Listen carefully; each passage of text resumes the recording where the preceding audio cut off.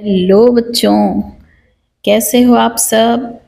उम्मीद है आप मेरी कहानियों को एंजॉय कर रहे होंगे। चलिए इसी बात पर मैं फिर से एक नई कहानी लेकर आपके सामने हाजिर हूँ। कहानी का नाम है ताकतवर कौन। रामनगर में एक स्कूल था। स्कूल में बहुत सारे बच्चे पढ़ते थे। एक दिन जब स्कूल की आधी छुट्टी हुई, मतलब इंटरवल रिसेस जिसको आप कहते हैं, जब वो छुट्टी हुई खाना खाने की, तो सब अपने अपने ढंग से छुट्टी का इस्तेमाल कर रहे थे। कुछ लोग नाश्ता कर रहे थे, अपना टिफिन खा रहे थे, कुछ लोग खेल रहे थे, कुछ लोग वैसे ही बातें कर रहे थे। लेकिन पंकज और श्याम आपस में कुश्ती लड़ रहे थे। वो दोनों ये देखना चाहते थे कि उन दोनों में ज्यादा ताकतवर कौन है। एक दूसरे को चित्त करने में लगे थे वो। जहां पर वो कुश्ती लड़ रहे थे वहीं पास में पत्थरों का ढेर पड़ा हुआ था।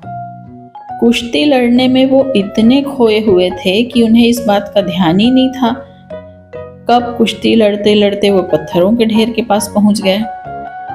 तभी पंकज का दांव लग गया और उसने श्याम की टांग में टांग अड़ाकर उसे गिरा दिया।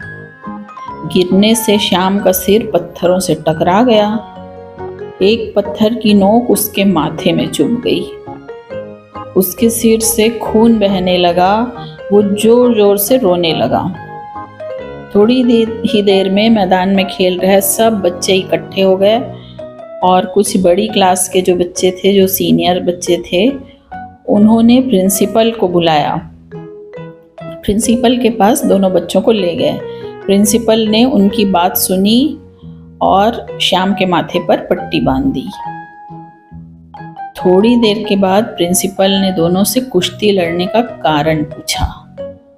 दोनों ने सच सच बता दिया। उन्होंने ये बताया कि हम देखना चाहते थे कि दोनों में से ताकतवर कौन है, और हमको ये भी ध्यान नहीं था कि पास में पत्थर पड़े हैं। प्रिंसिपल ने दोनों को खूब डांटा और बोला कि तुम स्कूल लड़ने के लिए नहीं आते हो, यहाँ पढ़ना लिखना सीखने आते हो। तुम खुद ही कह रहे हो कि लड़ाई के समय तुम्हें ध्यान नहीं था कि पास में पत्थरों का ढेर पड़ा है।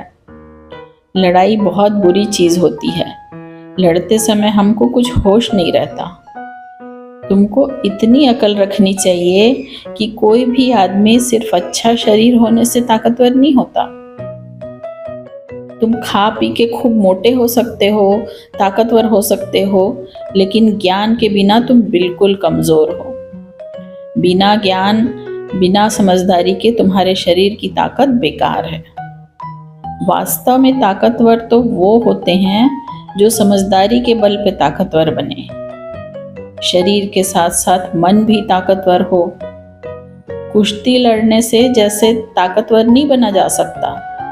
प्रेम से रहना, एक दूसरे की मदद करना, दोस्ती बनाना, दोस्त बनाना, ये ताकतवर बनने का असली रास्ता है।